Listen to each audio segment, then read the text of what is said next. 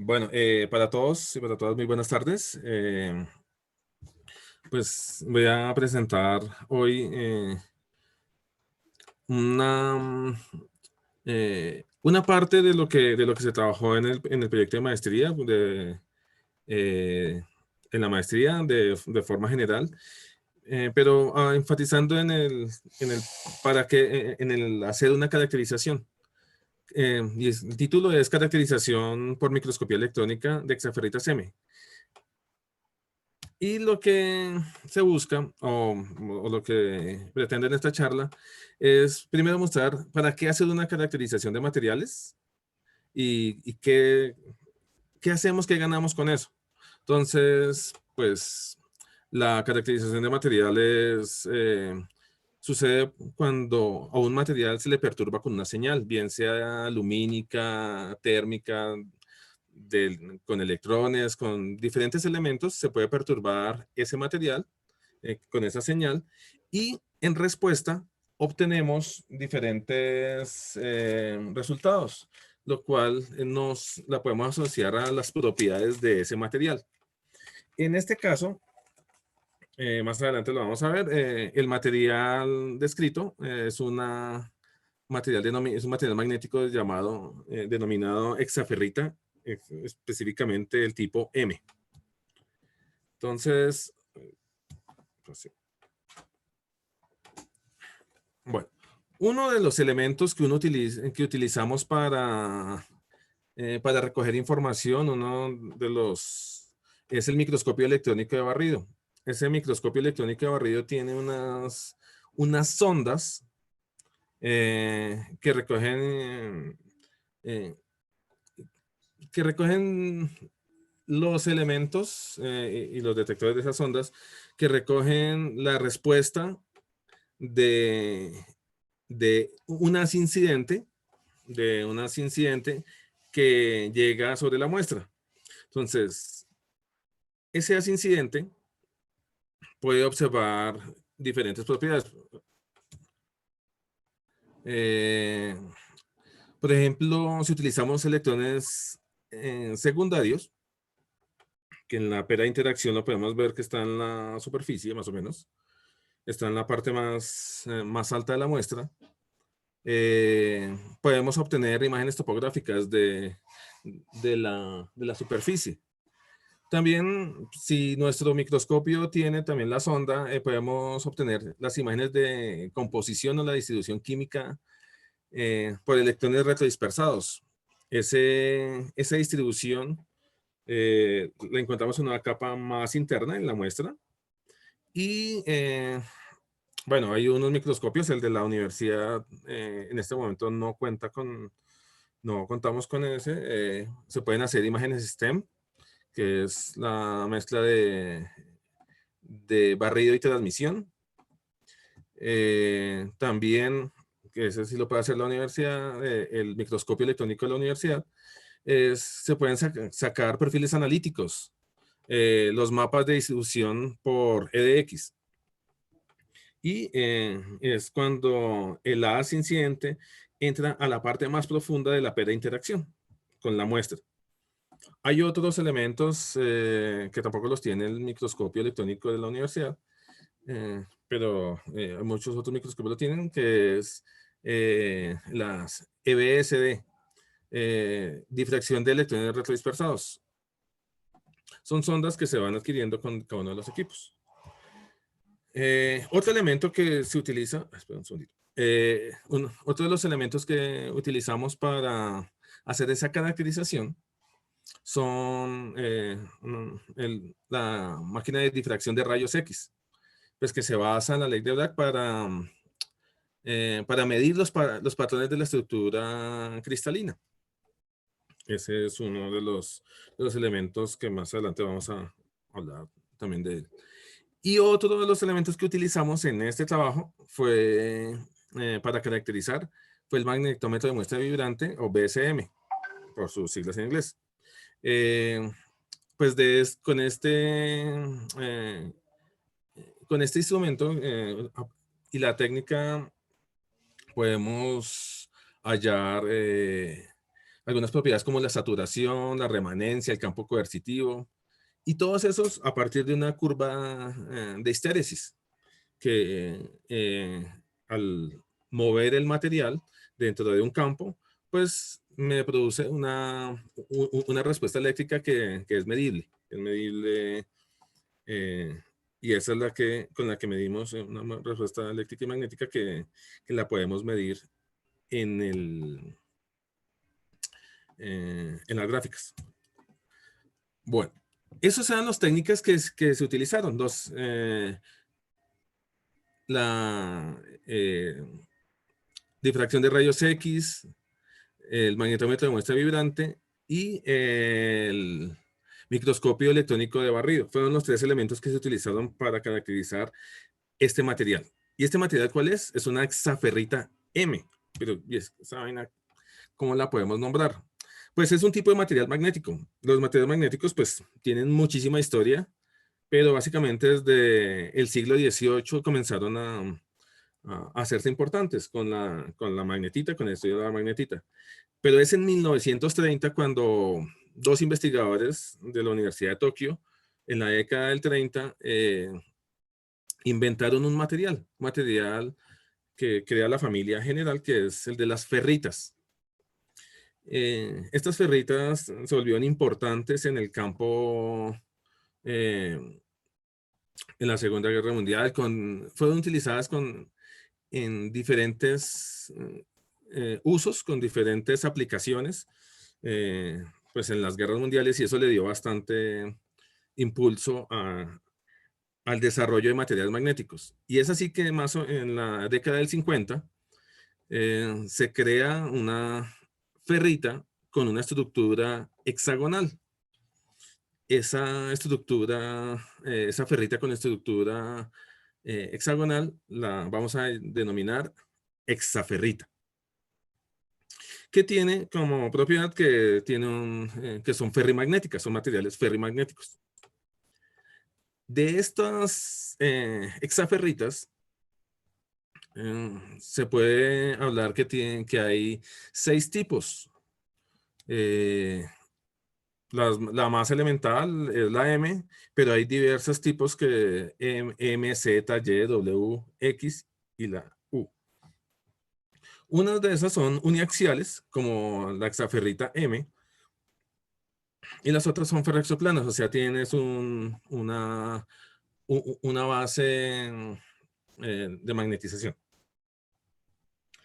De todos los tipos de hexaferrita, vamos a hacer énfasis en la hexaferrita M, que es importante porque es el material magnético más utilizado para imanes magnéticos, para imanes permanentes en el mundo. Su importancia en la industria es muy alta, que se ha visto reemplazada por los imanes de neodimio, los imanes basados en tierras raras. Se ha sido reemplazado, pero debido al elevado costo de producción que se ha generado con las tierras raras, pues volvió a estar siendo un material muy importante. Fue visto otra vez como una opción muy viable para reemplazar esos grandes materiales. Y entonces pues viene la cuestión de esos materiales magnéticos. ¿Por qué estudiar materiales magnéticos? ¿Para qué estudiar materiales magnéticos? Pues resulta que las ferritas, que es la que vemos acá, han ido evolucionando, se han ido evolucionando. Uno ha comenzado a ver los tipos de preparación, las propiedades magnéticas asociadas, los diversos procesos de producción, reducir costos. El hecho de estudiarla pues va observando estas características y se hace muy importante. Y sobre todo porque el estudio y el mejoramiento de sus propiedades pues le va aportando en la reducción de su volumen. Por ejemplo, aquí se hace una evolución de los materiales magnéticos que para el mismo campo, pues los los tamaños son diferentes, son mucho más pequeños. Entonces, estos son materiales de tierras raras, son imanes de tierras raras, basados en tierras raras. Y la idea es ir mejorando sus propiedades para reducir su volumen, entre otras cosas, y sus características. Y el otro punto importante es que ofrecen un gran campo coercitivo, pero lo hacen a precios un poco menores que los materiales basados en tierras raras. El costo de producción, que puede ser de 1 o 2 órdenes de magnitud, estos son datos de 2010, 2010, 2003, perdón, que mostraba un repunte. En ese momento, China no era el dominante en este material, los materiales de tierras raras, y el precio estaba un poquito más regulado. Ahorita se disparaban los precios, pues no tengo aquí la gráfica, pero sí es bastante interesante ese repunte. Entre las generalidades de este material, pues nos encontramos que tiene pues una estructura hexagonal y que tiene un eje de preferencia, que es el eje C. Y tiene, pues los parámetros de red están dados por estas características. También podemos hablar que las hexaferritas M específicamente se suelen clasificar como materiales magnéticamente duros, entre 10 a la 3 a 10 a la 5 Oersted. Pero vamos a ver que hay otros tipos de hexaferrita que se pueden clasificar como desde las blandas y semiduras. Pero las hexaferritas M específicamente están dentro del rango de las hexaferritas duras, los materiales magnéticos magnéticamente duros. También vemos que esto es un material que tiene una característica ferrimagnética, o sea que tiene un momento magnético neto, que es menor al de los ferromagnéticos, pero sigue teniendo un campo magnético neto y que también depende de la temperatura. Al elevar la temperatura también puede perder sus propiedades magnéticas. Bueno, de este material vamos a encontrar que son unos sitios cristalográficos los que principalmente aportan a la magnetización de este material. Estos sitios cristalográficos son los que uno los encuentra y que le ayudan a establecer cuál es la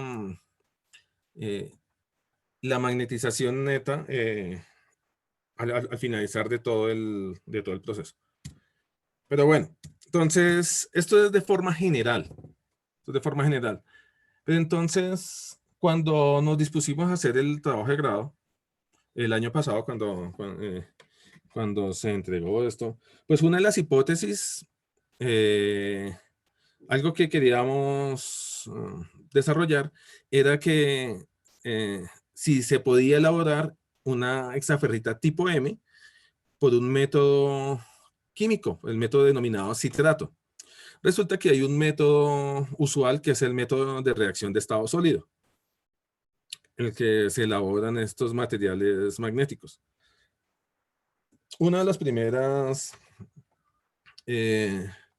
perspectivas que queríamos desarrollar era saber si el método citrato es un método eficiente, efectivo para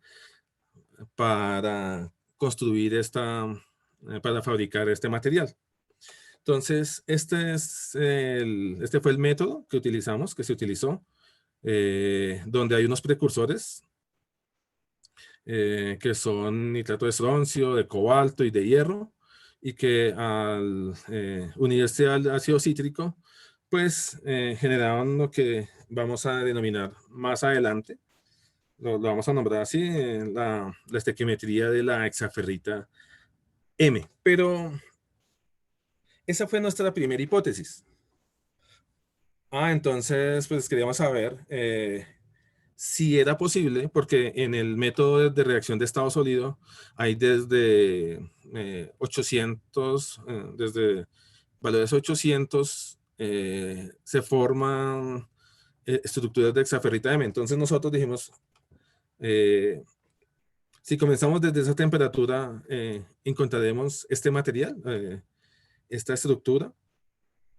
Entonces comenzamos con diversas temperaturas, desde 800 hasta los 1200 grados, donde alcanzamos una de las fases de la hexaferrita. La otra hipótesis, aparte de la temperatura de calcinación, es que luego de que encontramos que a una temperatura de 1200 grados se formaba se daba esta estructura, se daba queríamos ver si se afectaba eh, sus propiedades introduciéndole cobalto, reemplazando hierro, dado que la fórmula es estroncio, hierro y oxígeno, la fórmula original. Si agregábamos cobalto, estábamos buscando saber si se conservaban esas propiedades magnéticas y en general las propiedades que lo hacían denominado una hexaferrita M. Entonces, de ese proceso, pues primero a diferentes temperaturas, pues nos encontramos que si efectivamente a 1200 grados tenemos principalmente la estructura, tenemos dos estructuras a 1200 grados, que son la hexaferrita, la que denominamos hexaferrita, y otra que vamos a denominar más hematita. De estos materiales que encontramos, pues como ya sabíamos que a 1200 grados, pues no pudimos subir por algunas dificultades con los hornos, por encima de esa temperatura. Comenzamos a estudiar, bueno, ya tenemos a 1200 grados el material, ya aparece la fase hexaferrita. Entonces, lo que te decía, ¿qué pasa si agregamos cobalto? Utilicé esa nomenclatura para que fuera un poquito más visible. Entonces, fuimos introduciendo cobalto en diferentes estequiometrías hasta reemplazar el equivalente al hierro, a la mitad del hierro, y ya donde pues definitivamente la fase hexaferrita por encima eh, de 0, por encima de 1 ya no aparecía la fase ni siquiera entre las primarias. Entonces, eso fue uno de los resultados interesantes que fuimos encontrando acá. Pero vamos a encontrar otros. Entonces, cuando se hizo este trabajo, pues se miraron por microscopía electrónica de barrido, se tomaban las muestras y nos encontramos, por ejemplo, con estas dos imágenes. Son muchas imágenes las de acá, pero lo que se resalta es que esta es por electrones retrodispersados. Es mirar la distribución química de esos electrones en el material.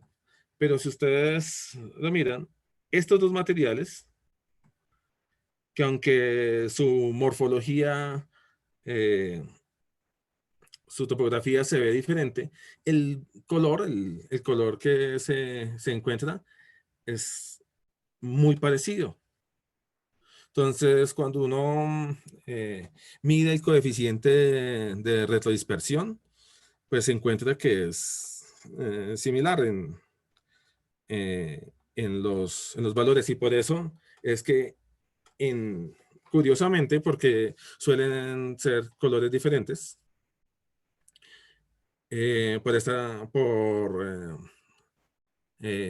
electrónicos retrodispersados, pues aquí se ven básicamente iguales, del mismo color. Eso fue algo bien particular que nos encontramos eh, en estas muestras de 5 cobalto. Pero cuando hacemos la misma toma con electrones secundarios, nos encontramos con la sorpresa de que pareciera que estuviera cambiado. En vez de aparecer por las diferentes morfologías, los colores que aparecen acá son diferentes. Tienen un brillo diferente. Y uno puede pensar que es por la orientación de eh, pero después de mirar de diversas formas, esa orientación pareciera que no es el motivo del cambio de brillo. Eh, Entre una de las hipótesis que aparece para esta diferencia de colores es básicamente la conductividad. Es un estudio que está pendiente por hacer, pero sería interesante saber si esa diferencia de color es debido a la conductividad del material. Entonces nos muestra que, vamos a ver, que los materiales asociados a la parte oscura, cuando tomamos una muestra en en esta región, el mapa nos dice que este material se asocia más a la hematita. Y pues los diferentes valores nos aproximan a esa respuesta, a ese valor. Y también cuando hacemos el mapa de composición, de distribución de los elementos, pues nos encontramos que la zona brillante se puede asociar más a lo que denominamos hexaferrita. Esto se hizo con todas las muestras, desde cobalto cero desde inclusión de cobalto cero hasta la mitad, reemplazando el hierro. Y nos encontramos, bueno, con esa primera referencia. Con el magnetómetro de muestra vibrante, determinamos las curvas de histéresis y nos vamos encontrando que este material observa valores hacia la temperatura ambiente. En la medida que va aumentando la temperatura, en temperatura ambiente se comporta efectivamente como como un material magnéticamente duro. Bueno, se comporta como un material magnéticamente duro, y eso pues nos confirma algunas de las hipótesis que teníamos sobre este material, porque su campo coercitivo, al medirlo, pues nos aparece en esa región. Tiene una saturación más o menos estable en la medida que aumenta la temperatura, y lo mismo la magnetización de remanencia. Pues, básicamente se mantiene aproximadamente estable. Con esas curvas magnéticas también se aplicaron otras técnicas, que es zero field cooling, o sea, se bajó la temperatura y se aplicó sin campo eléctrico, y se fue aumentando el campo, la temperatura, y vimos el comportamiento. Básicamente, el comportamiento, no sabemos exactamente, este campo debería iniciar mucho más abajo. Entonces, pudo haber sido el estudio que no se magnetizó desde cero. Entonces, la información que nos aporta esta gráfica en este caso no es concluyente. Podemos decir que está en un rango constante, pero pues no hay mayor información concluyente con este gráfico. Lo que acabamos de demostrar, lo voy a hacer lo voy a recortar por el tiempo, se puede aplicar para las otras muestras. Entonces, en las otras muestras también encontramos zonas, zonas brillantes, zonas menos brillantes, pero con diferentes morfologías. Ya comienzan a aparecer diferentes fases, ya no solamente la hexaferrita y la hematita, sino muchas otras fases. De hecho, la fase hexaferrita se vuelve minoritaria en la medida que vamos aumentando la cantidad de cobalto en la estequiometría. Vamos a encontrar pues que ya aparecen otros materiales, principalmente magnetitas y otros elementos. Y eso se va dando en la medida que vamos incorporando mayor cantidad de cobalto a las muestras. Y comienza a ser mucho más llamativo, en este caso, estos materiales, que con la inclusión de cobalto, el material dejó de comportarse como como un material magnéticamente duro. Ya no podemos afirmar que sea una hexaferrita, no, porque no tiene sus características. Y este material, ya hacia temperatura ambiente, tiene un comportamiento de un material magnéticamente, está en el rango de los semiduros. Y es algo que sería interesante en un futuro ahondar en esta característica. Y se puede... Ay, no salió. Ya. Se puede asociar que en estas curvas, aparentemente, porque no, esto es una hipótesis, toca entrar a verificar tomando nuevas muestras o haciendo otros procedimientos, que se dan unos rangos de temperatura para los cuales aparece la transición de Moran y la transición de Bergwijn, que es pasar de la fase magnetita a la fase hematita.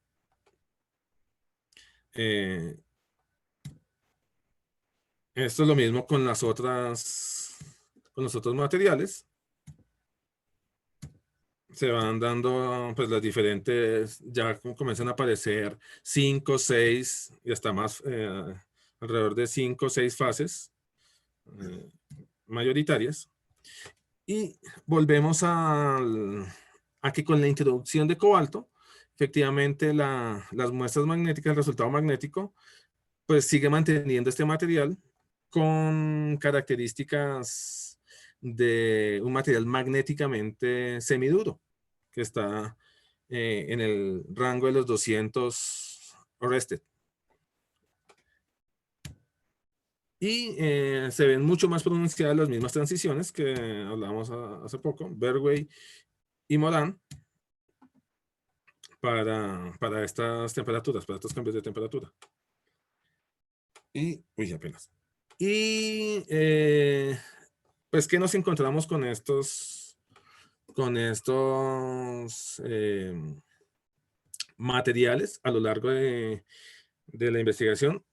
Pues primero que es posible en generar un material cuya fase principal sea la hexaferrita, cuando la calcinamos a 1200 grados, realizándola por el método citrato. También es posible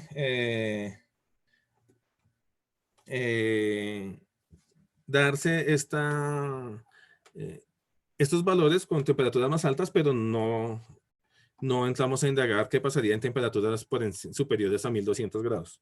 Y que por debajo de 1200 grados no se estaba formando la fase hexaferrita. También con la inclusión de cobalto ya se pierde la fase hexaferrita y el material cambia de ser un material magnéticamente duro a un material semiduro. Esa es una de las conclusiones. Y que es posible que se formen transiciones de Moran y de Berway, que nos abriría la perspectiva hacia ciertas propiedades magnéticas y eléctricas. Y paso por aquí. Listo. Ese sería el resumen del trabajo a largos rasgos.